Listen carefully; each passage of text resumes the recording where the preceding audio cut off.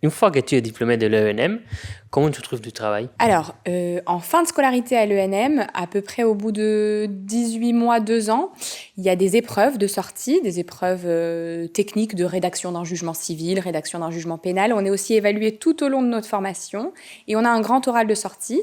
Et toutes ces notes font qu'il y a un classement des auditeurs de justice, donc des élèves de l'ENM, du premier au dernier.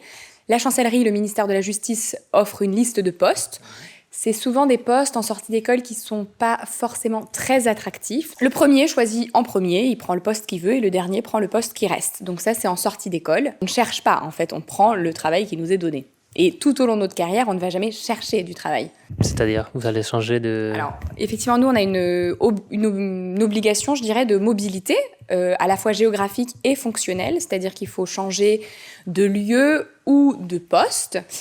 Sur les postes spécialisés, juge des enfants, juge d'instruction, juge d'application des peines, ce qui est mon cas, on est limité à 10 ans maximum. Et au bout de 10 ans, soit il faut aller ailleurs, et donc être juge de l'application des peines dans un autre tribunal, dans une autre ville, soit il faut changer également de tribunal et changer de poste. Ça permet de ne pas rester ancré dans des habitudes qui peuvent, au bout d'un moment, peut-être freiner une remise en question ou une évolution sur ses pratiques. Ça permet, en ayant du sang neuf, d'avoir des nouvelles interrogations, des nouvelles manières de penser. Et donc, pour ce faire, on fait des choix sur une plateforme Internet. On coche, on appelle ça cocher. Et 2 fois par an, il y a des transparences. Et on apprend qui part où, qui ne part pas. Il y a des déceptions aussi, parfois, souvent.